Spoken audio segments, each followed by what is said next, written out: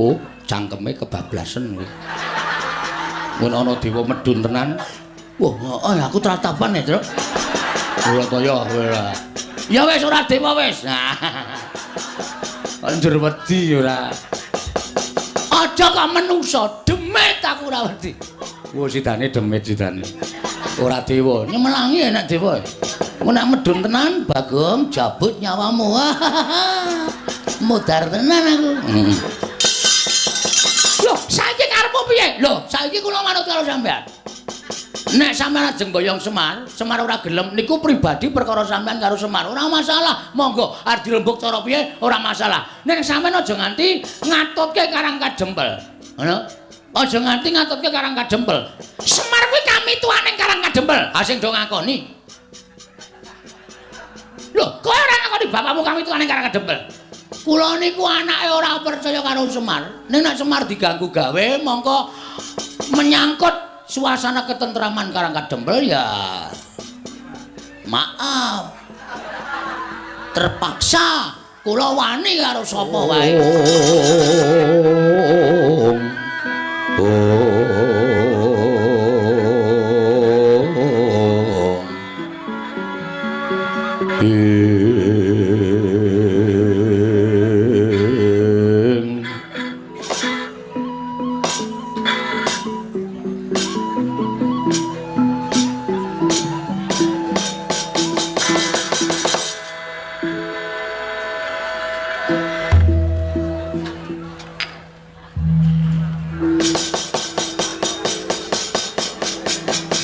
Mangkyo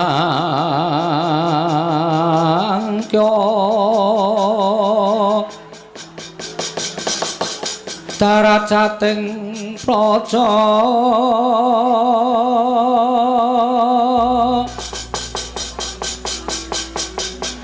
kawenan wesunya ruri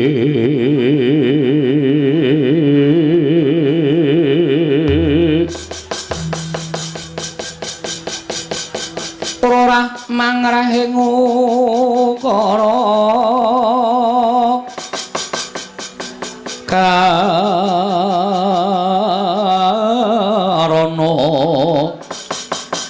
tanpa palupi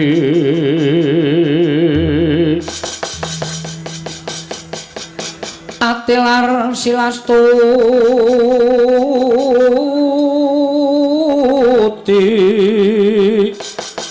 Sujono Sarjono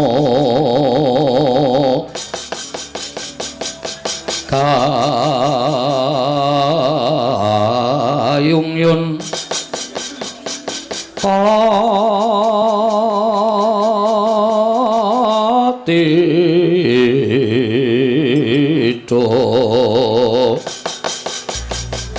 Tidem tandaning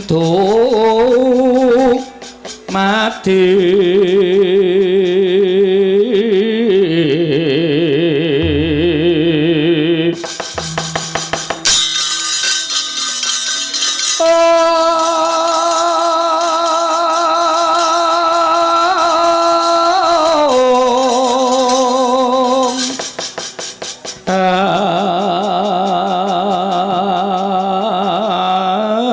andayeng rat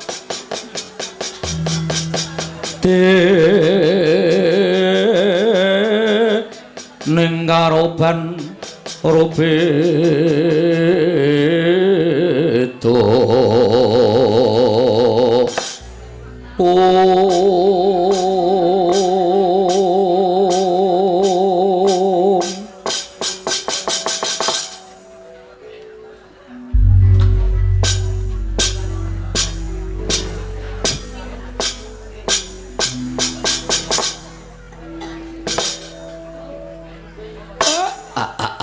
blegegegugeg sadulita mel kaya dene kejugrukan Wukir Sari kelepaning samudra madu ing atasipun namung sak sudung kula kemawon lah kok kerawuhan priyagung mboten mangling menika pepunden kula para Pandhawa Den Sinuwun Puntadewa kula ngaturaken sembah pangabekti kula kunjuk Ndara. Iya. Kakang Semar ndak tampa tiba sepadha-padha Kakang. Mung salam taklimku wae katur ngersaning Kakang Nayantaka. Nggih kula tampi. Ndadosaken bombong raos sing manahipun ing abdipun Semar dipun sekecakaken anggenipun lenggah Ndara. Ora kurang prayoga praptaning Puntadewana ing Karang Kadempel Kyai Semar Badranaya. Ndara Werkudara wilujeng Den. Wah. Semar hiyo slamet tekaku. Ora nemu lan sewiji apa. Aku ngaturake basaku katura. Dipol Semar Badranaya. Kula tampi ndadosaken bombong raos sing manahipun ing abdipun Semar. Ndara Janaka kula ngaturaken bekti kula kunjuk nggih Den. Iya Kakang Semar ndak tampa. Ora liwat tiba sepadha-padha Kakang Nayantaka. Nggih. Dipun prayogekaken anggenipun lenggah. Iya Kakang Semar kaya ora kurang prayoga. Ndara nek kula sedewa bekti kula kunjuk Ndara. Iya Kakang Semar ndak tampa. Ora liwat tiba sepadha-padha. Kakang Semar ndak tampa tiba sepadha-padha. Aku ngaturake salam taklim katur Kakang Nayantaka. Kula pundi nggo jimat paripe dayanana ing kasantosan. Sami dipun sekecakaken anggenipun lenggah. Nala Gareng Petruk apa dene anakku Bagong. Aja ninggal tata krama dole. Ngaturna sembah kelawan bendaramu ing katemben rawuh iki Nala Gareng Petruk apa dene kowe Bagong. Sinuwun Darma Kusuma kula ngaturaken bekti kula kunjuk nggih Den. Ya Nala Gareng ndak tampa. Ora liwat pangestuku Tampanana Panakawan kula pundi nggo jimat. Dayanana ing kasantosan. Ndara Werkudara bekti kula katur. Yo Nala Gareng ndak tampa pangestuku Tampanana. Nggih. Kula pundi Ndara Janaka bekti kula nggih Den. Iya Nala Gareng ndak tampa. Pangestuku Tampanana. Kula pundi nggo jimat paripe. Ndara kula sedewa bekti kula kunjuk. Iya Nala Gareng ndak tampa. Nala Gareng ndak tampa. Pangestuku Tampanana Nala Gareng. Lho niki sangat anggen kawula dadosaken jimat. Dipun sekecakaken anggenipun sami lenggah wonten ing Datlaya Praja utawa ing Karang Kadempel mriki. Iya Nala Gareng ku ya wis ora kurang kepenak praptaku Panakawan. Sinuwun Prabu Darma Kusuma, Ndara Werkudara bekti kula nggih Den. Iya Petruk ndak tampa. Ya Petruk ndak tampa. Ndara Janaka, Ndara kula sedewa bekti kula. Iya Petruk ndak tampa. Ora liwat pangestuku Tampanana. Petruk tak tampa pangestuku Tampanana. Panakawan Petruk tak tampa pangestuku Tampanana. Kula pundi nggo jimat paripe dayanana ing kasantosan. Dipun sekecakaken anggenipun sami lenggah. Iya Panakawan kaya wis ora kurang prayoga. Yo Petruk kaya wis ora kurang kepenak prataku ning Karang Kadempel. Nuwun sewu Ndara Puntadewa, Ndara Werkudara bekti kula kunjung nggih Den. Iya Bagong ndak tampa pangestuku Tampanana. Yo Bagong ndak tampa pangestuku Tampanana. Ndara Janaka, Ndara kula sedewa bekti kula kunjung. Iya Bagong ndak tampa. Yo Panagawan Bagong tak tampa. Panagawan Bagong tak tampa pangestuku Tampanana. Kula pundi nggo jimat paripe. Dayanana ing kasantosan dipun sekecakipun anggenipun sami lenggah. Iya Bagong kaya wis ora kurang kepenak. Iya Bagong kaya wis ora kurang kepenak. Praptaku ning Karang Kadempel. Nuwun sewu Ndara. Kaget raos sing manah kula. Mboten kanthi kanyana-nyana ing atasipun namung sak sudung kula kemawon. Namung sak papanipun Semar. Lah kok kerawuhan para priyagung sami kepareng rawuh wonten ing Karang Kadempel. Ndara. Menawi kula nandhang kalepatan dosa menapa ing badhe kula sandhang, kula mboten badhe suwala. Waton wonten dasar kalepatan kula. Upami rawuhipun ndika sedaya menika namung badhe paring ganjaran dhateng Semar. Lelabuhan napa sing pun kula lakoni, Den? Keparing abdipun Badranaya cumadung dawuh Ndara. Kakang Semar, kula wonten dawuh. Aja kaduk ati kadron penampa. Kakang Nayantaka sayektine praptaning punta sakadang ana ing Karang Kadempel jumbuh kelawan pawarta ingkang wis ndak tampa. Nalika semana tumuli aku rembugan lawan kadangku ing Jodipati apa dene Madukara. Wondene gumalong ing rembug nalika semana daya-daya panjenengan ingsun bakal kadherekake sowan ana ing Karang Kadempel. Nuwun sewu. Kabar napa lho Den? Kula kok mboten ngertos malahe. Sampeyan krungu kabar napa babakan Karang Kadempel? Pawarta saindenging jagat wis padha prisa. Bebasan jagat iki nganti kebrebeken marang kumandhanging Kyai Semar nggone kepengin bakal mbangun jiwa. Kyai Semar malah praptaning Puntadewa ning Karang Kadempel sayekti bakal nyuwun priksa. Mungguh apa ta werdine ingkang wis sinebut bakal mbangun jiwa mau. Muga keparengono ambabarana marang Punta sakadang.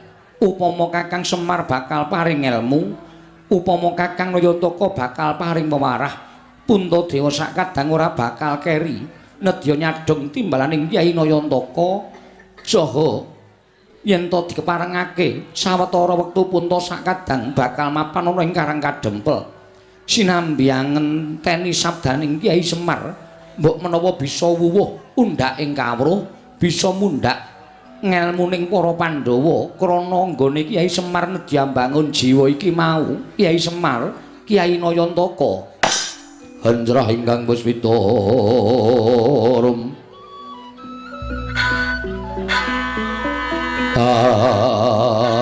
asilring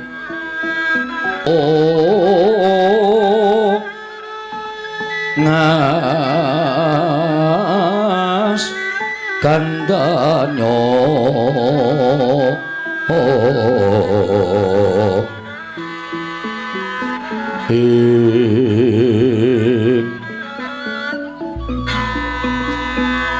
maweraras retnaning driya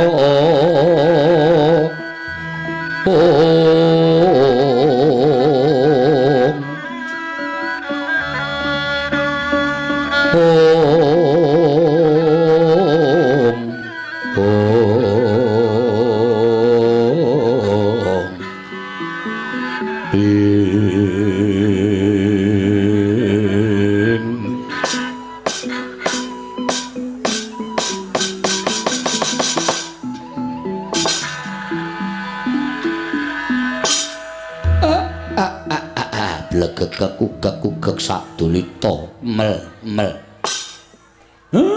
mboten kanthi kanyana-nyana jebul bendara kula Pandhawa menika satunggiling satriya ingkang sami lantip panggrahitane. Nadyan dereng kawiyos sing ngatur nembe ginebeng wonten saklebeting manah kemawon. Lah kok tanggap ing sasmita.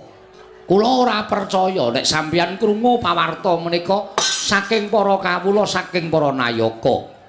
Ning merga sampeyan nggone Mahasingasamun wekasan saged maos batosipun Semar. Syukur Ndara, syukur. Niku tegese sampeyan-sampeyan satriya ingkang ora ninggal lantiping panggrahita, ora nggunakake tata lair tok, ning sing manggunakake tata batin. Lah niki lho. Niki sing kula senengi enten mriki niki. Racak-racaking satriya yen wis kesinungan derajat pangkat, kesinungan daya kawijayan sing ngungkuli marang sak pepadane niku adat sabene sing digunakake ming tata lair tok, batin ora tau digunakake. Lah enten wonten niku kathah para satriya ingkang keseluruh dalan sing kleru, keseluruh marga sing boten sak mestinipun.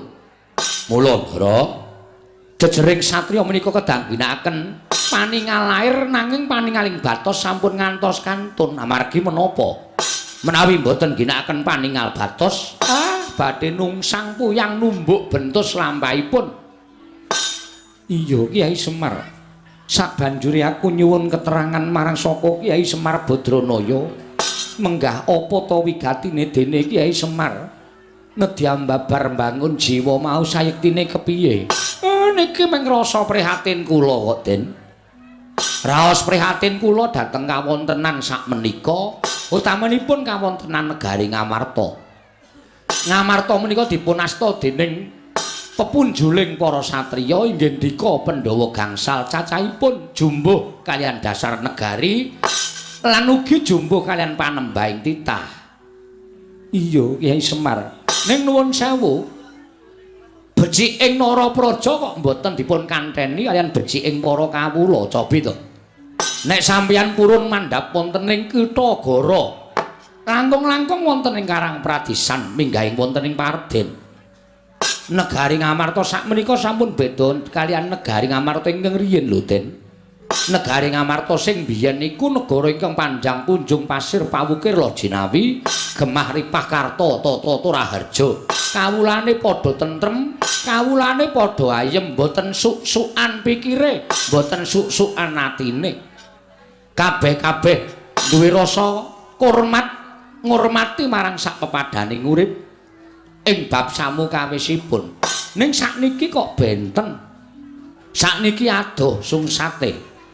Kawula Ngamarta racak-racake padha nggugu karepe dhewe, malah luwih-luwih ora percaya marang pernatan hukum negara Ngamarta sing digunakake hukum pribadi diri pribadine dhewe. Waton kasembadan sing gigayo. Pundi-pundi kathah regejegan, pundi-pundi kathah bentak sirah. Kawula pun boten tentrem.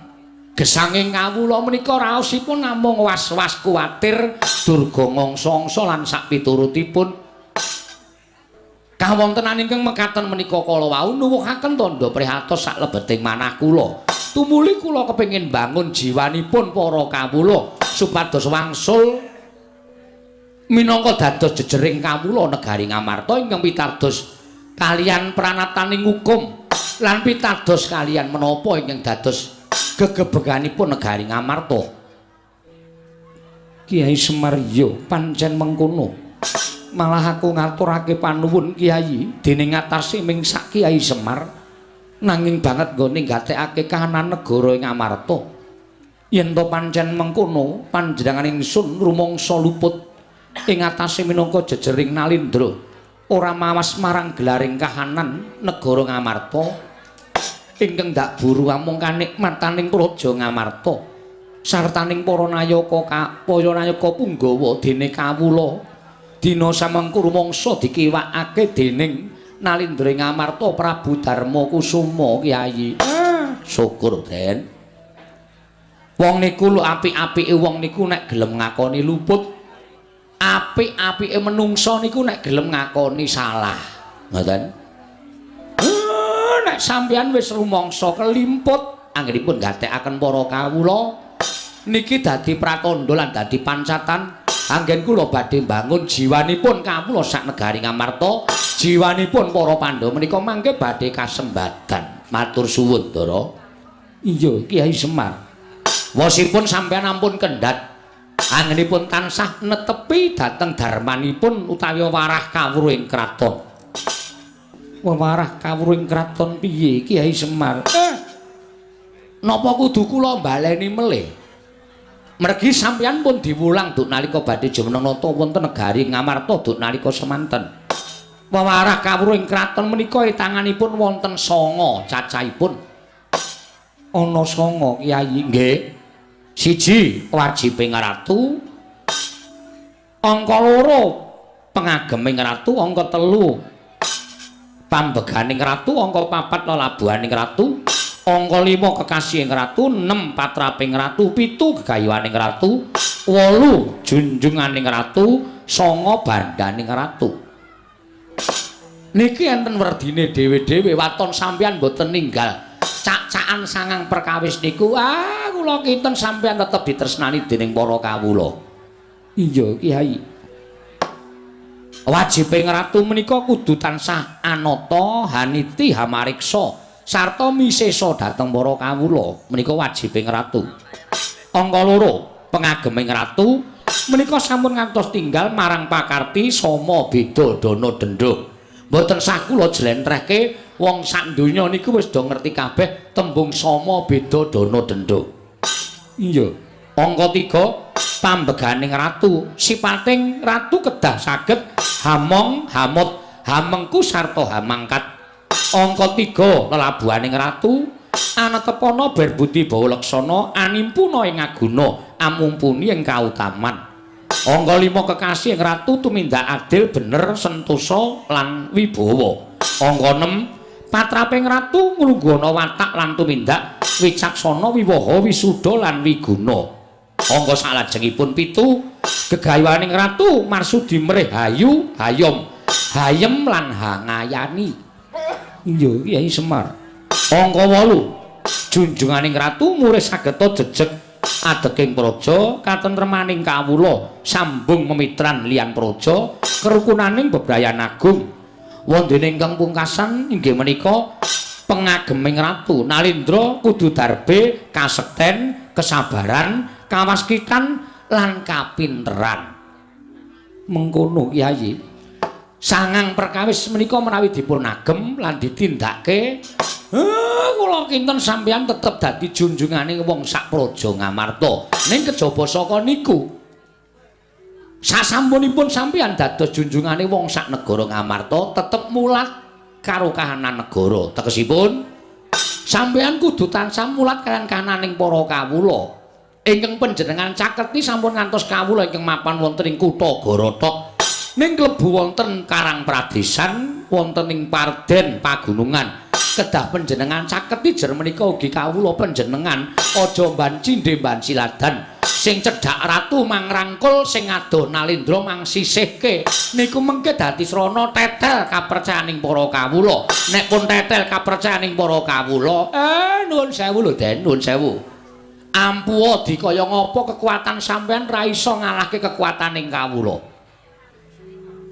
iya Kyai Semar aku ngrumangsani nggih syukur nek pun ngrumangsani kanthi cara mekaten monggo sakmenika wiwit dipun dandosi jiwaning para kawula srana sampun ngantos panjenengan ginakake Prabeya sampun ngantos panjenengan ginakake bondo donya ning rasa niku sing luwih wigati rasaning kawula mangcaketi sing mapan wonten ing Karang Pradesan sing mapan wonten ing pagunungan mang cedhaki mang raketi utawa mang dudul penggalihing para kawula nek kawula rumangsa dicaketi atine niku mengke kawula rasa mbok paringi bondo brana picis pun padha sengkut gumregut bangun negara lan mastuti marang pernataning hukum negara ing Ngamarta niku ning nek sampeyan bola-bali menggunakake brana picis niku ateges sampeyan nggunakake cara-cara sing luput merga brana picis niku iso ngajeni sawijining wong iso Ndara saged pendak-pendak sampeyan paring brana picis pendak-pendak sampeyan paring dedana dhateng kawula saged ngajeni sampeyan ning nuwun sewu sing jeneng bondo niku iso entek nek bandane entek sing mangkeki brana picis sing ngajeni karo sampeyan wau nyedak mawon mboten sampeyan iso ngitung pira cacahe rewang sampeyan iso ngitung pira cacahe rowang sampeyan mitra sampeyan iku nek sampeyan cilik loro gedhe tekaning pati niku lagi iso ditonton pira cacahe kanca sampeyan sing tilik karo sing layat pun niku tok iya mengkono Kyai nggih mula dadi satriya niku utawa dadi Nalindra niku wajibe kudu loro dinggoni kabeh tegese kepiye ditresnani karo diajeni nek iso niku dienggo utawa iso digunakake utawa dilakoni mergo nek ming diajeni kaya kula crita wau nek wis entek bondo sampeyan blas ora bakal diajeni ning nek ditresnani niku luwih dhuwur derajate mbangane diajeni mergo nek ditresnani niku arep nuwun sewu sesuk kala mangsa panjenengan niku wis mboten wonten ning kuburan sampeyan diparani sanak kadang mitra kawruh tangga teparo dijalukke ngapura karo sing gawe urip niku tegese ditresnani ngoten nek pun ditresnani ngonten niku kepenak uripe ning carane supaya ditresnani niku sing angel paling ora kudu totoh rasa totoh bondo totoh raga lan sak piturute aja seneng mutangke budi aku labuh karo si A aku labuh karo si kae Sesuk muga-muga nek aku kerepotan dilabuhi. Lah niku jenenge sampeyan tumandang ning mutangke budi kanthi ikhlas. Mboten sanduwe pamrih napa-napa. Rungokke, Tru. Kowe senengane nek labuh karo aku mesti ya mutangke budi. Wah, bapak nek do ngene iki kok ya ngendikane ya titis ya reng. Wah, bapak ki nek metu petake ya ora kaya Semar. Mula bapak ki diarani Sang Hyang Bathara Ismaya Ngejawantah. Lah iya. Aku seneng ngrungokke bapak nek kojah ngene iki iso tumamem ning ati tenan. Ya, Gong. Ra. Kok ora piye to? Aku iki Semar omong ngene ora tau percaya to. Lah kok kowe meneng wae ndangku ngisra ndara-ndara Pandhawa do rawuh mrene. Kowe do percaya ora masalah. Nah aku ora kok. Nek Semar ki mandi omongane kowe ora aku wis sugih wingi-wingi. Nyatane seprene ya ijik kere kaya ngene kok. Weh. Ditresnani karo diajeni. Loro-lorone kudu dicakup wae lah. Ora arep tak gagas. Ya aja ngono ya. Iki arep dikaya ngapa iki bapak ngono lho. Mesti nek ngendika ki kadang kala ana mandine. Menungso siji lan sijine iki jarene duwe kodam dhewe-dhewe. Kodam apa? Kodam ki nek omong sok mandi. Kala mangsa kowe ngelokke bocah kandhani ngeyel, njungkel ning dalan. Mongko lagi mandi-mandine omonganmu, njungkel tenan bocahe. Nek bapak omong Bagong ora manut kere selawase. Weh, wis suwe nek le kere iki. Ora usah nganggo kodam wis ra duwe apa-apa. Nuwun sewu mboten sadirungokke omongane anak-anak kula. Wedhus-wedhus niki pancen angel dikandhani. Pun dinengke mawon mboten sapripun-pripun. Ya meng aku gumen ya, Tru. Gumen apa? Ndara-ndara Pandhawa ya do meneng kabeh dingendikani bapak. Bapak omong werna-werna Ndara Puntadewa ya ndungklu, Ndara Werkudara ya nduk. Ndara Werkudara kok gek turu, Tru. Ora. Kok merem mripate? Aku ora merem, caidan. Syukur kowe krungu wonge ora. Lah ketake kaya kedap-kedhipmu nek ngantuk barang. Ora kaya Ndara Janaka ya ndungkluk. Ndara Nekulasedewa ya kendelan. Wah, jan. Ha iya, iki bapak ndek nyata to, Tru? Bangun jiwa. Bangun jiwane sapa?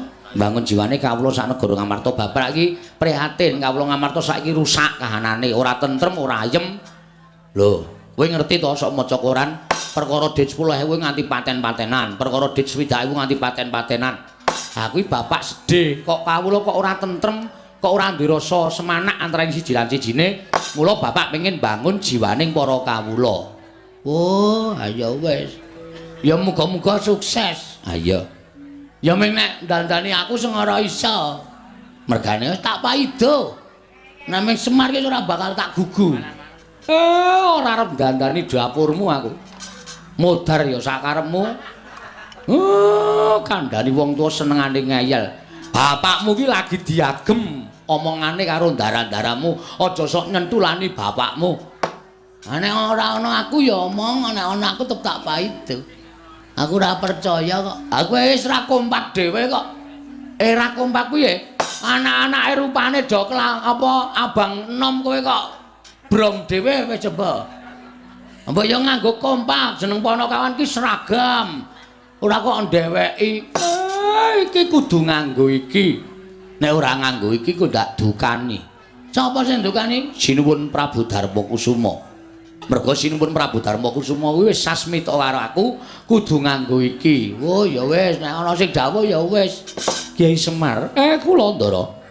Kanthi cara mengkono Puntadewa nyuwun lawan Kyai Nayantaka. Nggih, keparengipun tuntunan laku ning Pandhawa supaya bisa mujudake negara ingkang kaya wingi uni. Kyai Semar, nadyan kudu apa wae ingkang katindakake upamana syarat sranane paringa pangandika kadangku papat ora bakal wegah nggone budidaya golek syarat srana.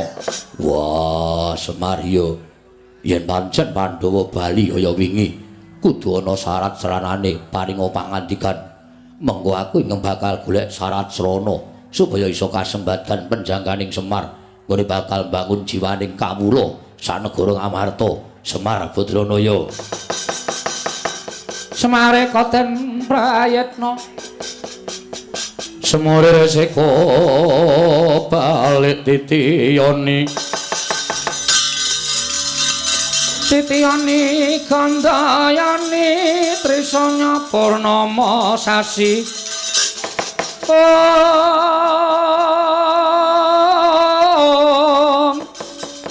Trisanya Purnama Sasi gilar-gilaraning tengah latar gilar-gilaraning tengah latar milang lintang Bima Sekti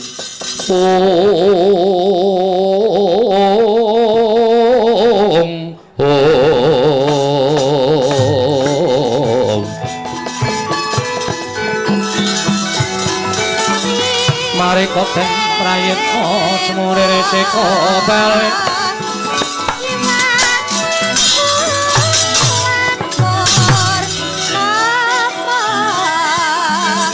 Titiyani Gandayani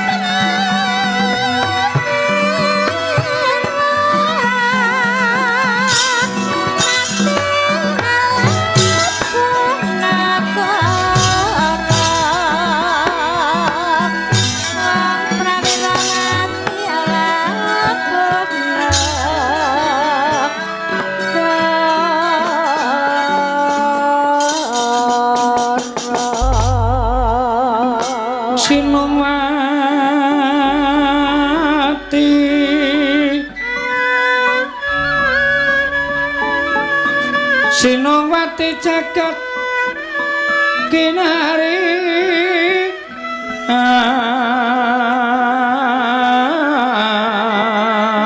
among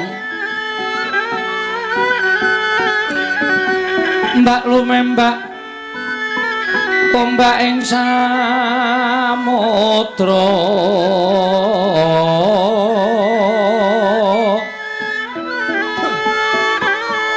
ae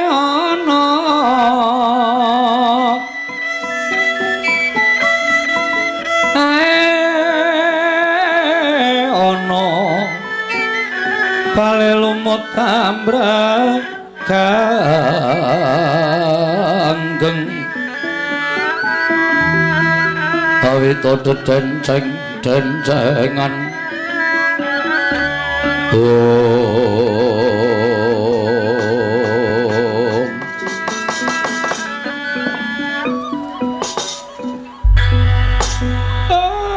damel kaget raos sing manahipun ngabdipun Semar.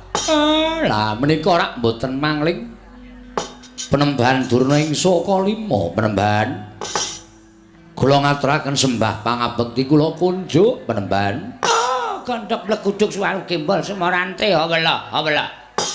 Ya Semar kowe ngaturke bekti karo aku wis tak tampa ora liwat pangestuku Tampanana ya Semar. Nggih kula pundi nggo jimat paribe dayanana ing kasantosan. Kalian sinten? Mboten pangling Rekyana Patih Sengkuni. Iya Semar, aku ingkang prapta ning Karang Kadempel Semar. Syukur Rekyana Patih. Bekti kula kunjuk nggih Rekyana Patih. Iya Semar ndak tampa. Pangestuku Tampanana. Bapa Penembahan Durna, kula ngaturaken bekti kula kunjuk Penembahan. Anak Prabu Ngamarta menika. Inggih Bapa Penembahan. Inggih. Kula tampi malah kaget raos sing manehipun ing Bapa ing Saka Lima dene panjenenganipun Nak Prabu Ngamarta sampun keparang rawuh wonten ing Karang Kadempel. Sampun sawetawis Bapa Penembahan. Inggih syukur. Dipun sekecaken anggenipun lenggah. Bapa Durna ki kula aturi sekeca anggenipun lenggah. Inggih sampun boten kirang prayogi. Paman Arya Sengkuni kula ngaturaken bekti kula kunjuk. Kula tampi dawah sami-sami nggih Anak Prabu Durna bapakku. Aku ngaturake basaku katura. Werkudara anakku wong gagah. Tak tampa Werkudara pangestune Bapak Tampanana ya nang ya lik ya ngger. Yo ndak gegem dadiake jimat. Bapa Penembahan bekti kula kunjuk. Janaka ya nang kene. Inggih. Syukur Janaka. Kula ngaturaken bekti Bapa Penembahan. Tak tampa pangestune bapakmu Saka Lima Tampanana ya Janaka. Kula pundi nggo jimat paripe dayanana ing kasantosan. Paman Patih Harya Sengkuni bekti kula kan kunjuk. Kula tampi nggih dawah sami-sami. Nala Gareng Petruk Bagong ngaturna sembah karo Begawan Durna. Waduh. Ngimpi apa kowe, Mir? Ngimpi apa? Kok ora kanthi kanyono-nyono ming omahmu kok kerawuhan priyagung ya, Tru? Heeh. Ndara Puntadewa, Ndara Werkudara, Ndara Janaka, Ndara Naklasdewa. Durung nganti rampung lipada rembugan. Iki rawuh meneh priyayi luhur Begawan Durna. Lho, apa ora gleleng? Aku dhewe ora ngerti lah kok padha ting gruduk ning Karang Kadempel. Bekti kula Penembahan. Nala Gareng tak tampa, pangestuku Tampanana ya Nala Gareng. Kula pundi nggo jimat paripe dayanana ing kasantosan. Rekyana Patih Sengkuni bekti kula kunjuk. Iya Nala Gareng tak tampa. Pangestuku Tampanana. Bekti kula katur Penembahan. Petruk tak tampa. Pangestuku Tampanana ya Panakawan. Kula pundi nggo jimat. Rekyana Patih Sengkuni bekti kula kunjuk. Iya Petruk tak tampa. Pangestuku Tampanana. Gong, ngaturke bekti ora? Karo sapa? Begawan Durna rawuh ngono. Lho. Lah kok ora kanthi kanyono-nyono. Kula ngaturaken bekti kula kunjuk nggih Begawan Durna. Ndeng Durna. Ya Bagong, pangestuku Tampanana Bagong. Kula pundi nggo jimat paripe. Sinten ingkang nderekaken Adipati Harya Sengkuni? Wah, Rekyana Patih Sengkuni bekti kula kunjuk Rekyana. Iya Bagong ndak tampa pangestuku Tampanana. Niki sangat anggen. Kawula mundi dadosaken jimat. Dipun sekecakaken anggenipun sami lenggah. Ya Bagong wis ora kurang kepenak, Truk. Dayoh akeh kaya ngene kok tanpa metu wedange Semar iki. Ayo engko tawanana. Nuwun sewu Penembahan Durna munjuk menapa? Loh. Apa kira-kira kowe kuat nyuguh aku? Aku piyayi, kowe men kawula. Ing atase kawula kok nyuguh karo piyayi. Girilusi jalma tan kena kinira. Ampun sok ngembe karo wong. Kula niku arep kaya ngene nek mengko nyuguh sampean nggih. Iso. Oh ya syukur-syukur dienggo tamba ngelak Bagong wis sakarepmu. Sawenehmu bakal tak tampa ganti lega-legawane ati. Ning kudu milih tak teng mriki. Teh. Napa kopi? Loh, ya nek aku nek yaene iki senengane kopi. Ah, kopi 7.000. Oh, didol. Nyuguh kok didol. Gulane ya tuku padake. Nek purun pahit, ireng pulun pahit, ning kula campur lemah. Hus. Aja edan kowe. Pendhita kok sapenake dhewe ra ngomong. Ngene ya Semar. Nggih, pripun Meremban? Aja kaget, aku prapta ning Karangka Dempel. Nggih. Nadyan radi kaget nanging gandeng sampun paring pangandikan pun lega ati kula. Oh iya. Ngene. Sejatine aku prapta ning Karangka Dempel mau yekti menjumbuhake pekabaran ing Sebenata mbok bakul sinambiwara. Pawarta binandunging Karna. Apa pancen kepara nyata yen to kowe bakal duwe gawe Semar? Sing nyebarke sapa iki? Lah kok dadi Ndara Pandhawa ya pirsa, Ndara-ndaraku Ngastina ya pirsa. Nala Garing apa kowe kandha-kandha tangga teparo? Mboten niku. Petruk kowe tangga teparo tok kandhani apa piye kok nganti tekan dindi? Mboten, Pak. Kula nek didhawuhi ora kandha sapa-sapa ya ora kandha sapa-sapa. Bagong apa kowe kandha sapa-sapa? Ora, Pak. Mbok sumpah. Ming ratan gedhe tak nahi plakat gedhe banget. Semar arep mbangun jiwa. Membutuhkan dana secepatnya ngono ya, Tru. Bagong iki pancen cah ngeyel tenan ya. Kowe ayo mbok menawa sing nyumbang barang. Anjir arep nampani. Aku. Oh, tok nggo apa? Tak nggo ngeramik omahku kae. Oh, ngeramik omah yo Semar sik dibutuhke ora. Sampean kok prisa? Lho, Semar kuwi wong kondang. Arep kowe derajate ngaceplek, arep kowe wong loro saudon telu saurupan. Kowe iki ming ponokawan. Nuwun sewu kasarane kowe iki ming batur. Ning saben-saben kowe duwe gawe, jagat iki persasat nganti keberbegen marangmu mandangi Semar Badranaya. Nggih. Apa pancen kepara nyata yen kowe bakal duwe gawe ya kuwi mbangun jiwa. Nggih. Niku ming lagi niat kok. Ming lagi karep. Durun kula tekake sedya. Ming lagi karep lagi kula nam-nam enten ati ning kok kula kaget. Sedaya sampun sami prisa. Lho, aku ora wis omong karo kowe to, kowe iki wong kondang. Mula nek arep duwe gawe apa-apa kowe iki mesti tekan kono-kono padha ngerti ta. Dene apa to sababe aku sowan ning Karangka Dempel iki mau pancen diutus dening Sinuwun Prabu Duryudana supaya aku sowan ning Karangka Dempel. Wigatine ora ana lali kejobamu. Apa yang dadi sediamu mau pancen apik, pancen becik Semar. Pancen apik. Kowe iki jejering pamong, kowe iki jejering titah ingkang anyalira Jawata, ya kuwi Sang Hyang Bathara Ismaya. Mula yen to kowe kepengin bakal bangun jiwa. Mula yen to kowe kepengin bakal bangun jiwa mau, pancen wis satrepe, pancen wis bener, pancen wis pas. Ya omong ngene ya Semar, kersaning anak Prabu Duryudana nggonmu bakal mbabar ngelmu mau ora dikeparangake ning Karangka Dempel, ning dikeparangake ana ing negara Ngastina. Mula praptaku ning Karangka Dempel iki, ingkang wigati supaya mboyong marang kowe prapteng negara Ngastina. Kowe mengko nang kono diunggahke ning mimbar. Sawise kuwi terus kowe kojah supaya iso mbangun jiwaning para Sata Kurawa. Kanthi cara mengkono supaya Kurawa iso didandani jiwa ragane supaya bali marang pakarti ingkang sarwa becik lan apik Semar. Nggih. Matur sembah nuwun tanpa pepindhan. Dene amung sak karep kula kok. Sinuwun Ngastina ngantos kados mekaten. Ning nuwun sewu.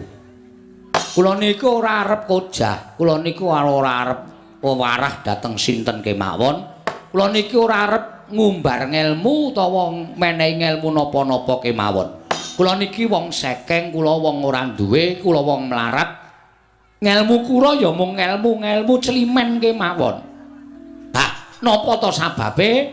kula ajeng bangun jiwa niku kula kok ora bangun jiwane wong sak donya niku mboten. Kekuatan kula niku sepinten.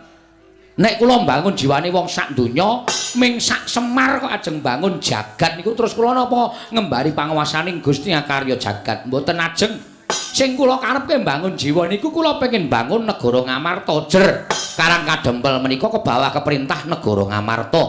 Mula sing kula penke nggih negara Ngamarta. Dados nek Begawan Durna rawuh meniki kalian Prakyanapati Sengkuni pengin boyong dhateng Semar Badranaya. Kula kok kon bangun jiwane Kurawa niku sing ajeng kula bangun nggih napa to Pi? Kurawa niku pun boten kurang-kurang derajat pangkat duwe bondo seprapat jagat darbeking Sinuwun Duryudana. 7 turunan boten entek. Dinggo dolanan kalih adi-adine kabeh nggih menika Sata Kurawa. Terus sing ngajeng dibangun apa? Kula tak takon. Nek kula teng negara Ngastina niku ngibarate kaya dene nguyahi segara. Teng mriku nggih pun lenggah pandhita ingkang kondang monyor-monyor inggih menika peparab Begawan Durna. Lah mung perkara kojah wewarah kawruhing urip kok dadak nggotong kere saking Karang Kadempel terus pujangganing Ngastina sing nami Begawan Durna niku nuwun sewu. Gaweane napa? Kula tak takon. Sing kudune dandani para Kurawa niku sampeyan dudu kok kula. Merga Kurawa niku murid sampeyan. Kurawa niku siswa sampeyan. Anane siswa kok ora apik, murite kok ora becik. Ya niku sing ditutuh ya gurune. Piye le mulang muruk karo murite? Ngoten. Ampun kok kula sing dandani. Sing gawe dudu kula kok sing dandani kula. Niku nek carane wewangunan utawa carane omah sing gawe dudu kula, sing dandani kula. Mengke usuke kurang gedhe, renge kecupeten. Mboten iso dadi dipasangi gendeng ya ora apik. Ngoten. Nek sing damel sampeyan sing dandani ya kudu sampeyan. Mula nuwun sewu. Niat kula mung ajeng dandan-dandan negara Ngamarta. Sakliyane niku dudu tanggung jawab kula. Semar niku wong kekuatane winates, ora kaya sing gawe jagat, ora kaya Gusti, ora kaya dewa. Kula niku senes dewa, kula mung titah sewantah. Ngoten? Mula nek Begawan Durna rawuh mriki ajeng boyong Semar, nuwun sewu kula mboten saged. Kula dereng saged. Mergi siji niku dudu kewajiban kula, loro kula mboten iso pripun-pripun mangke nek tekan negara Ngastina. Malah kula iso disoraki dening para kawula sak negara Ngastina. Wong ilmu kula niku mung ilmu celimen. Ngelmu kula niku mung ilmu cethek. Ngelmu kula niku dudu kawruh kapanditan, dudu kawruh kabrahmanan, luwih-luwih dudu kawruh kadewatan. Mila Den, ndara kula Begawan Durna kula nyuwun pangapunten menawi jengandika Penemban Durna rawuh wonten ing papan mriki. Badhe mboyong kula nek kula kon supaya teng negara Ngastina dandani para Sata Kurawa Blaka Suta kula ora iso, kula ora tekan. Ndak malah mengke ngebot-boti pikiran kula sampeyan mangkundur kemawon. Sampeyan mang bali kemawon. Mang matur kali Sinuwun Prabu Duryudana nek niku dudu gawean kula. Kula tak ngrampungke lek kula dandan-dandan negara Ngamarta riyin, Ndara.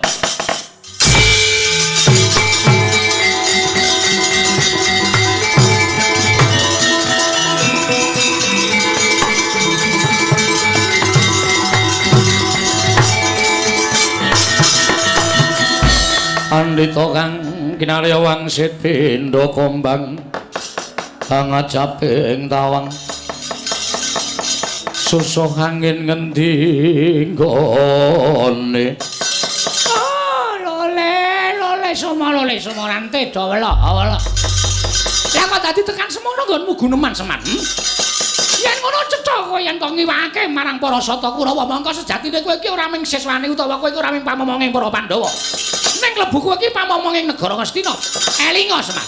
Pandhawa lan Kurawa kuwi padha-padha turasing Begawan Wiyasa ing Saptawarga. Lah kok dadi kowe mban cindhe mban ciladan. Yen Pandhawa mbok ban cindhe, yen Kurawa mbok ban ciladan. Ing atase aku apik-apik sowan ana ing Karang Kadempel mboyong marang kowe. Diutus dening anak Prabu Duryudana. Ning tinemune nggonmu wangsulan lah kok nyerekake pikiring Begawan Durna. Nyerekake atining Begawan Durna. Mangke riyen kula nyereke nggon apa? Kula omong niku kanggo kula tata. Aja nganti omongan kula menika damel serik penggalipun Begawan Durna. Lah kok saniki sampeyan ngendika kaya ngono. Lho, kowe ngandhake sing gawe Kurawa sapa? Kurawa mbiyen ibarate kaya dene wadah ingkang suwung. Sing iseni Begawan Durna, tak iseni ngelmu sing apik-apik. Terus kowe kandha karo Begawan Durna, kowe matur karo aku. Sing gawe Begawan Durna, sing dandani ya kudu Begawan Durna. Yen ngono terus Pendhita Ngastina kuwi gaweane apa? Nek perkara dandani Kurawa kok dadak kongkonan karo wong Karang Kadempel. Coba aku tak takon karo kowe. Apa kaya ngono kuwi ora nyerek-nyerekke ati? Nuwun sewu sampeyan iku pendhita kok isih gampang kebranang penggalihe to. Sampeyan iku pendhita kok isih gampang nesu. Monggo pendhita niku watekane tanduk aris ulat manis ing cipta demen tetulung. Adoh penggawe cidra. Ngalah tananggunggung diri gawe senenging liyan. Niku wateking Brahmana. Nek sampeyan nganggo serban kethu sarwa putih mongko durung iso ngleksanake sifat sing kula aturke. Mboten sang nganggo kethu sampeyan. Ngangge caping mawon. Sampeyan durung iso nglakoni minangka dadi Brahmana ketitik sampeyan gampang murup atine.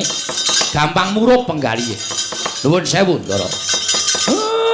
Nek sampeyan kaya ngoten iku wis memper nek Kurawa pancen pambegane sasar susur. Kurawa pambegane angkara murka. Kurawa niku sawijining wong sing wis ora iso didandani. Lah pripun? Lah wong gurune watake kaya ngono. Napa meneh Kurawane? Kowe aja wangu gawan ngawur. Sing marai Kurawa elek iki dudu Begawan Durna. Sinten nek dudu sampeyan? Iki sing nang mburiku iki. Sampeyan nek senengane kaya ngeten kok golek kanca lho. Wong kula ya ora ngapa-ngapa. Ben wong loro Dik Pate mengki ndak. Kula ora masa kijenan ora dikanca kaya. Niki sing gawe jar sing gulang-gulung karo Kurawa iki. Dudu aku. Dadi aja nyalah karo Begawan Durna. Nuwun sewu. Pun to, sampeyan mboten sakakean gunem tanpa guna. Mboten sakakean pangandikan. Saniki sampeyan gelem kundur napa mboten? Mergo nek sampeyan tau nono Windanana lenggah teng Karang Kadempel, kula ora gelem bali, kula ora gelem diboyong teng negara Ngastina. Lah mbok sampeyan ngenteni tekan jaman apa mawon, Semar ora bakal pindah saka Karang Kadempel. Lho, nek ngono pancen niat ora gelem tak boyong nang negara Ngastina. Monggo Semar. Ya aku diweling dening anak Prabu Duryudana, Bapak Durna menawi mboten saged boyong Semar wonten negari Ngastina. Ateges Bapak Durna menika mboten lahir batin anggenipun sumuyut ngayom wonten negari Ngastina. Ateges aku padha karo ora dianggep ana negara Ngastina. Mula tinimbang aku bali ana negara Ngastina ora boyong ngelawan kowe. Luwung kowe bakal laruda paripeksa. Lah rak tenan to.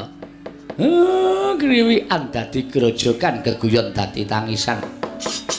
Sampeyan ngomong kaya ngoten niku ampun gawe nesune anak-anak kula. Mengke anak kula salah siji wonten sing nesu. Kula ora tanggung niki cah awur-awuran kabeh. Sampeyan iki nek pendhita elek derajate mung mergo dienggo awur-awuran kali anak-anak kula niku kula ora tanggung. Aku ora wedi karo anak-anak. Kuwase kowe gelem mangkat apa ora? Yen kowe ora gelem mangkat ora mung kowe sing tak katutke dosane. Ning klebu Karang Kadempel kene bakal tak katutke dosane. Yen perlu Karang Kadempel tak bumi angus regane atiku. Terus? Nesu ora kowe? Ora. Bagong kuwi sing biasane kena nesu ora, Gong? Oh. Edian. Gong. Gong, ngapae? Durna teka. Ngapa Durna? Omong karo bapak. Heeh, omong piye? Bapak diboyong ning negara Ngastina. Terus bapak emoh. Goblok kok Semar iki. Lho. Aku seneng karo bapane ngono goblok to. Goblok. Nang Ngastina ki bandane mengalir. Nek Semar gelem dadi pamonging para Kurawa ki sugih wingi-wingi ora ketayalan ngrekoso uripe kaya ngene. Sik to aku tak neluske omonganku. Semar ora gelem. Dasare Semar arep bangun jiwa negara Ngamarta. Jiwane kawula sak negara Ngamarta dibangun karo bapak. Heeh. Lah Sinuwun Duryudana mireng. Heeh. Bareng Sinuwun Duryudana mireng, Sinuwun Duryudana kepengin diwejang karo bapak Semar. Mula bapak Semar arep digawa ning negara Ngastina. Terus bapak emoh. Dasare ngapa sih? Bapak kepengin rampungke pakaryane negara Ngamarta. Tur kuwi dudu gaweane bapak. Kuwi dudu kewajibane bapak. Dandani Kurawa kuwi dudu kewajibane bapak. Sing bapak duwe kewajiban iki dandani para Pandhawa. Heeh. Durna Sumbar. Ngene piye? Nek Semar ora gelem tak boyong ning negara Ngastina, tak rudha paripeksa. Ah wis ben. Lho. Ora nesu kok. Ora ana sing nyangkut keamanan Karangkadempel. Kuwi pribadine Semar karo Durna. Masa aku kok nesu? Lah kowe iki anake sapa? Anake Semar. Ah Semar dingonone kok kowe ora nesu. Piye? Semar dingonone kok kowe ora nesu. Ah ora aku masuk angine Semar Artilek kok. Tanteni dina rong dina telung dina kok tanpa jedul. Bareng ketemu yang waras le. Aku arep muni jengkulmu mlocot. Ora tegel bapak kowe. Ha iya, ning ana sing kata-kata sing jajahe kowe iso marahi nesu. Piye kata-katane? Kata-katane piye kata-katane? Ngene iki. Piye? Semar, nek kowe ora gelem tak boyong ning negara Ngastina, aja ming kowe ning kawula sak Karangkadempel tak katutke. Maksude karo kawula Karangkadempel diboyong kabeh? Ora. Kawula sak Karangkadempel arep di bumi angus. Hah? Arep di bumi angus. Bumi angus iki apake, Tru? Ha iki omongan karo wong goblok SDM-e rendah ki ngene iki. Di bumi angus ki mbok menawa arep digawe sungsang bawana balik, nek perlu Karangkadempel arep diobong karo Begawan Durna. Cangkeme sapa kowe? Iki nek ora metu golek rokok sik. Nyemelangi. Sapa terus sing muni ngono kuwi? Begawan Durna. Yakin? Yakin. Kok nek aku nesu kok kowe ngapusi? Ora. Aku krungu dhewe. Kowe lho iki? Heeh. Asli to? Asli. Nesu aku.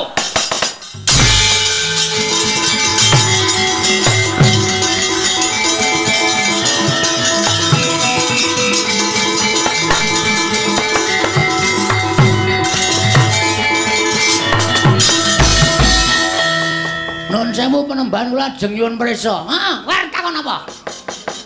Sampeyan wae omong nek ajeng bumi angus negara utawa Karangkadempel. Ha niki nocoke omongane Petro daripada kula wis kebacut nesu kula dapusi Petro. Lah kula isin.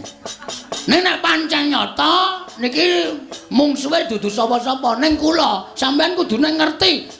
Dina Senin Demben kula niku dilantik dadi ketua pemuda Karangkadempel. Dadi nek sampean ngrasani ketentremaning Karangkadempel niku padha karo sampean ngilani jajane Bagong. Ngandel ora. Anakku nesu. Aku nesu ora mbelani kowe aja GR. Mbelani sapa? Mbelani bumi wutah getih kowak.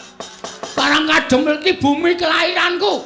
Karangkadempel ki bumi wutah getihku. Aku jejer putra bumi. Nek ana wong sing ngarep gawe cintrakaning bumi kelahiranku, sedumuk bacok sing nyari bumi.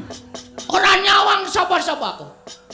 Arep kuwi aja kok menungso.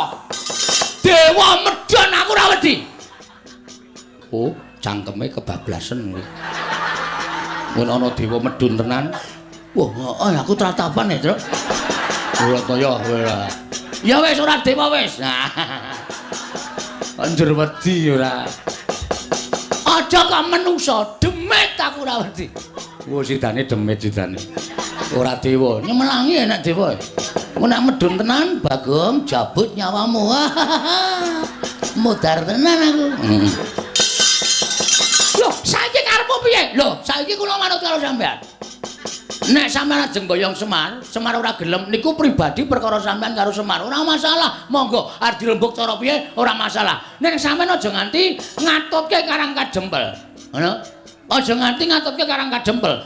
Semar kuwi kami tuaning Karangkadempel. Ha sing do ngakoni. Loh, kowe ora ngakoni bapakmu kami tuaning Karangkadempel.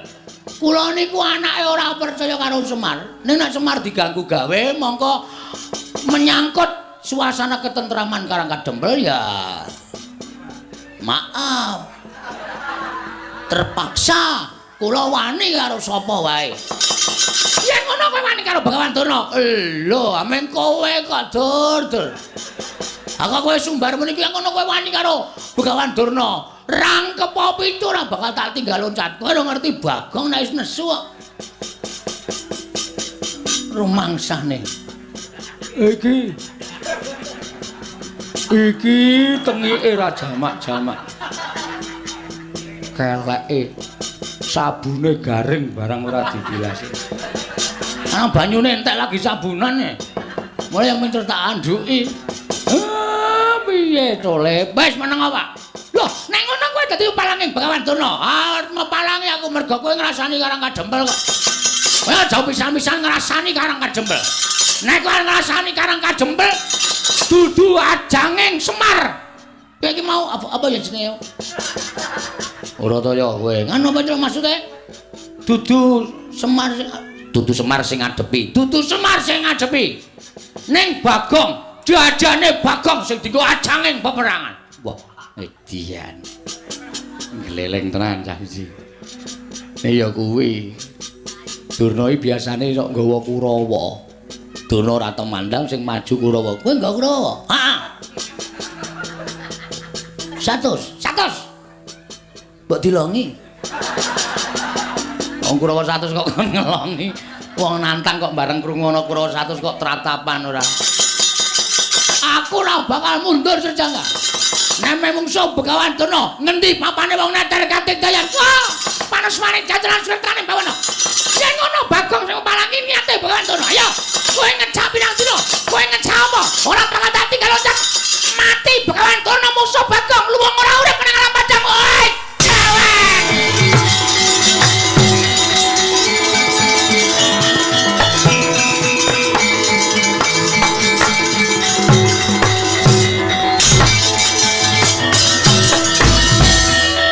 Kowe kancane Durna. Wong ora ngawur kowe iki. Dara kok dunake kancane Durna ngeplak aku kowe.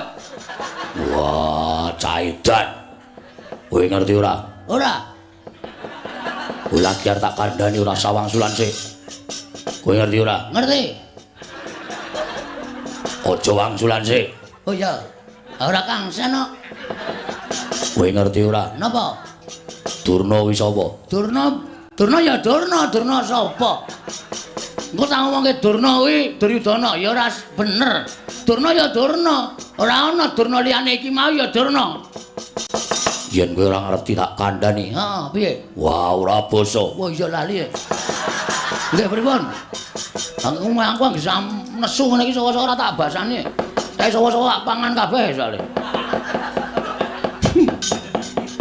Durna kuwi guruku. Lho. Wis lulus durung? Aja edan. Durna kuwi guruku. Yen kowe wani karo Durna, bapakku padha karo wani karo Werkudara. Saiki ora usah mungsuh Kurawa. Aja musuh Durna, mungsuhe Werkudara. Kowe wani nendang Durna bapakku. Aku sing ora nrimake. Kowe ngapa ta iki? Mudhar kowe. Wis masalah, Gong, asli iki wis. Aku ya kemanen kudune nyawang kiwa tengen sik. Ana sapa, lenggah sapa lagi wani, aku ora nyawang. Banyu suci Perwitasari, Ndara Werkudara kuwi sing maringi sapa? Begawan Durna sing nuduhke dalane kayugung susu ing angin sing maringi sapa? Begawan Durna. Mula Ndara Werkudara iki nganggep Durna iki bapakne. Ha kok kowe wani ro Durna? Ups. Guayane ups barang. Agi kelingan aku. Nggih nyuwun ngapunten esmosi. Apa? Esmosi. Esmosi iki apa? Nesu, emosi kula. Aku trewet banget ya. Gek idune muncrat-muncrat. Neng rayu sondol nganggo. Niki mbiyen iki kulino bal-balan soalnya dadi heading. Langsung kontal Durna. Wah. Janaka ya anake Durna iki muridé Durna. Nek nganti Janaka ora trima mungsuhmu tuturu Durna. Ning karo Werkudara karo Janaka. Apok ra iso wae kowe plorak-plorok mripate. Kalah cacak menang cacak wong.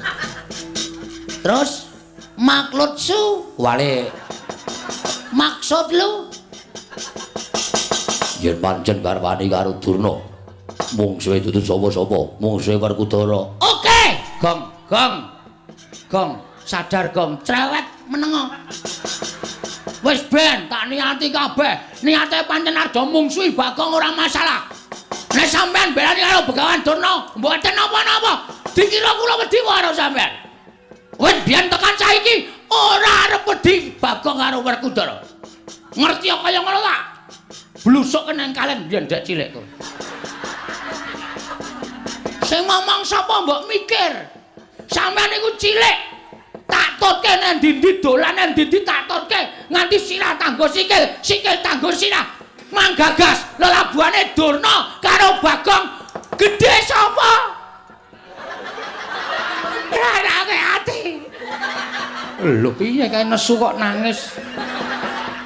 Kok nangis, Gong? Ngeleh. Oh. Terus semangat le. Oke. Semangat. Rumangsane wadake. Hah? Aku lak takon. Terus sampean tak kandhani nggih. Sampeyan aja ngawur. Sampeyan aja ngawur ngakoni Durna guru sampeyan. Nek sampeyan gelem menggalit kanthi permana jati banyu suci Perwitasari niku sing duduke dudu Durna. Dudu Durna. Kuwi lha iki. Bagong tenanan iki. Dudu Durna, Mas. Ora ro nangis, Gong. Sing tetek. Oh, tenge mak senut. Anggere tak nggo bengok mak senut.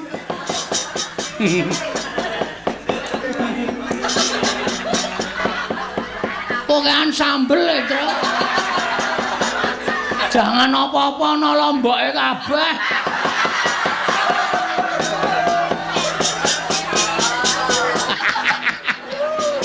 Isa-isane kok terus kaya tak cuci nganti. Banyu suci Perwitasari ini mergo apa? Kepercaya sampeyan karo Begawan Durna. Apa-apa niku nek dilambari percaya mesti bakal ketekan sedane. Nek sampeyan ora percaya, mang takon karo Patih Sengkuni. Durna ngomongi ning Gunung Candramuka, ning Guwa Sigrangga, ning Alas Tik Brasara, sampeyan ketemu karo Bathara Bayu, karo Bathara Indra. Entuk inggih menika Kyai Bargawastra, ya ta? Ha. Kuwi mbiyen jane Durna ora nunduke papane, ning Durna kepengin njlomproke sampeyan teng juranging pepati, ning mergo sampeyan percaya ora tekaning pati, malah entuk nugraha. 1. Mbah.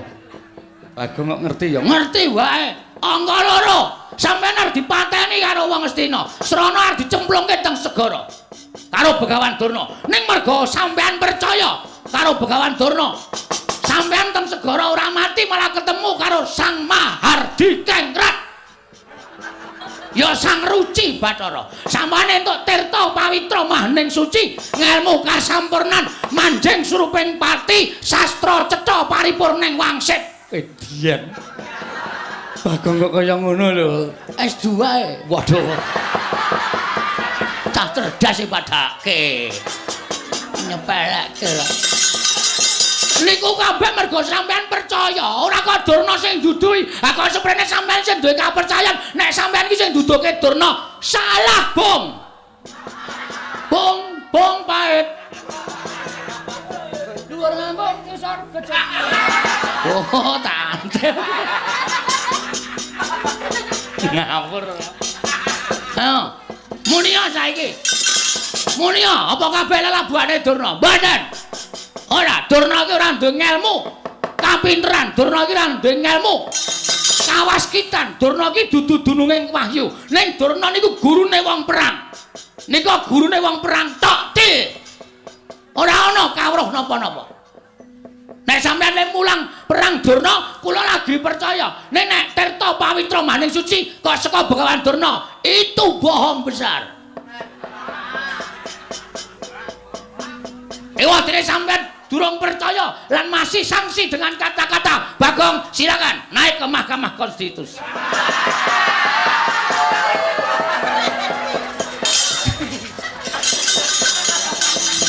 Wis rampung ya, Gong. Hah, wis po? Wis. Oh, muni ana iki.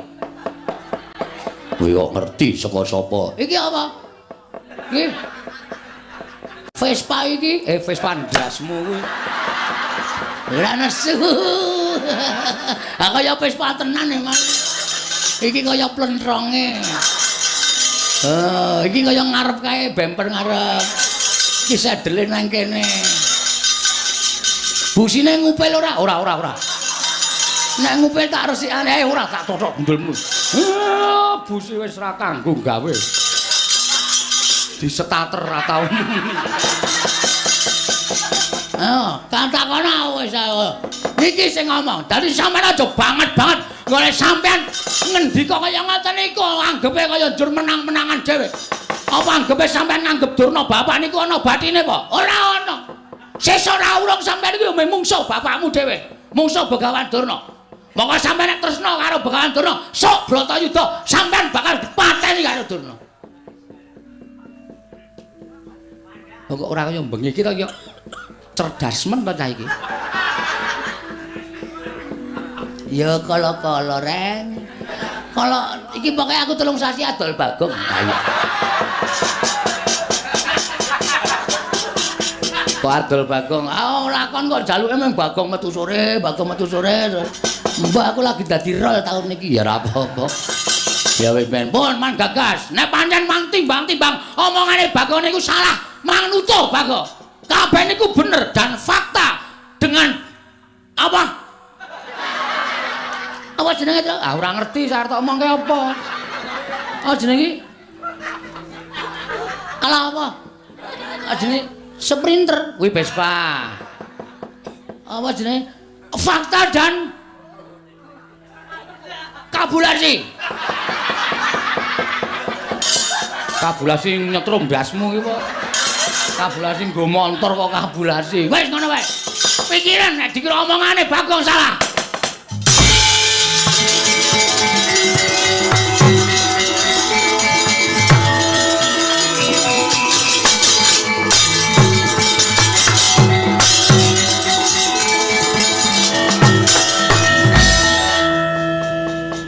Bagong, Nun, aku sing nyuwunke ngapura Werkudara ya Bagong.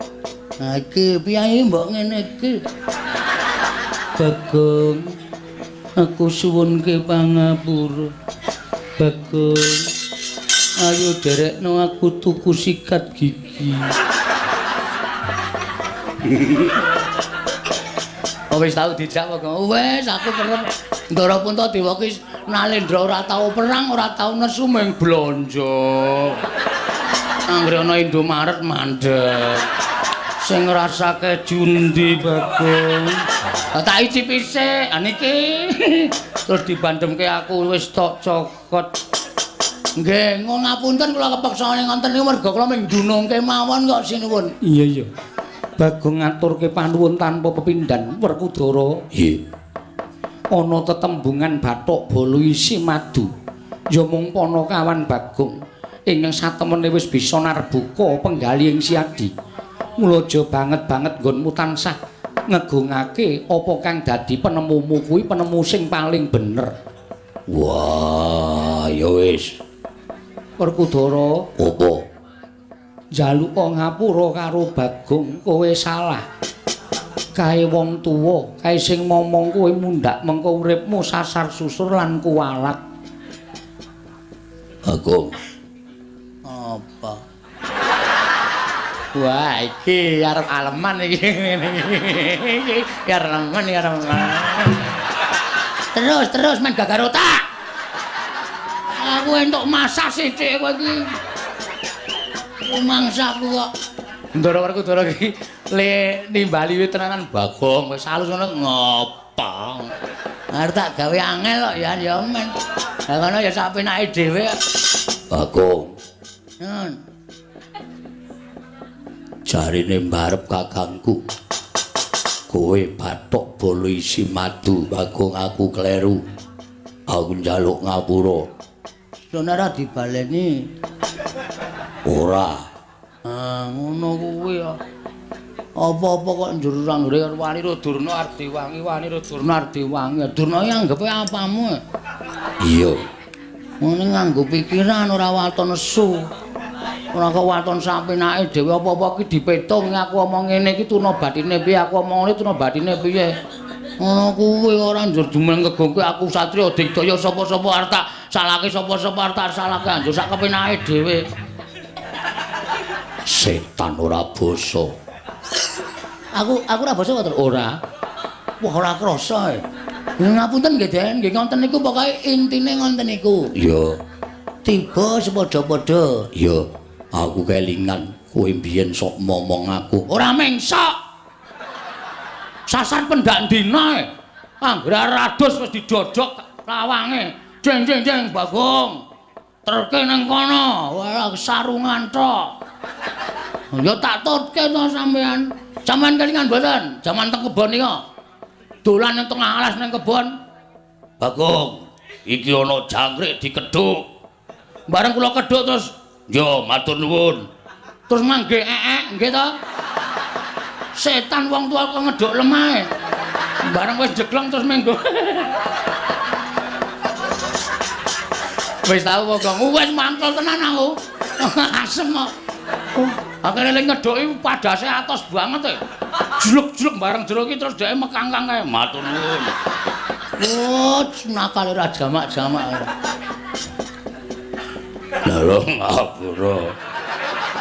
Kelingan to? Kelingan. Asem ya. Tak eling-eling seprene. Iya. Ah ngoten niku labuhan kula. Iya. Bagong. Nun, aku njaluk ngapura. Nggih, mboten dados menapa. Iya. No memori ora karo Ndara Janaka kok. Hah? Ana memori ora karo Ndara Janaka?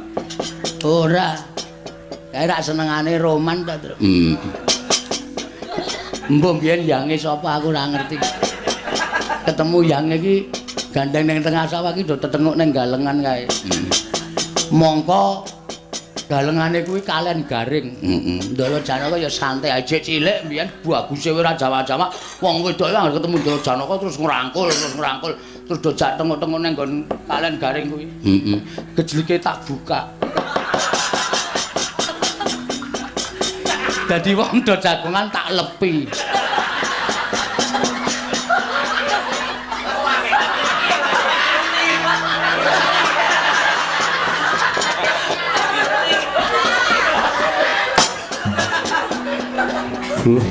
Kula rak bingung. Wong bar garing apik-apik kok jare kula kemproh. Jebul gejlike dibuka Bagong. Wonge keplok-keplok saka dhuwur.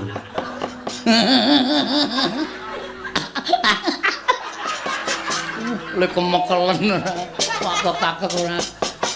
Ngaten mawon, Gus. Iya, piye? Kula nyuwun Gandeng Semar niku sediane apik? Iya. Kula njaluk karo sampean. Apa, Bagong? Kurawa disingkirke. Wah, Werkudara aja selak. Yo, aku sing nyingkirke Kurawa. Ndara Janaka Kurawa singkirke nggih, Den? Iya, Bagong aja kuwatir.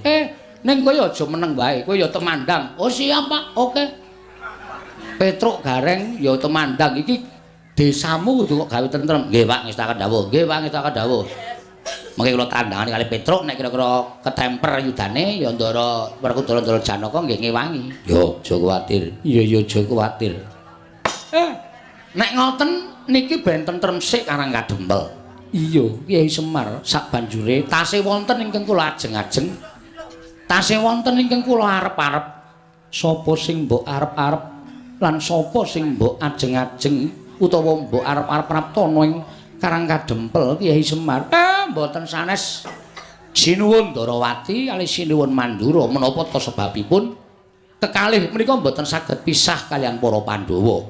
Margi menika tasih turas Mandura.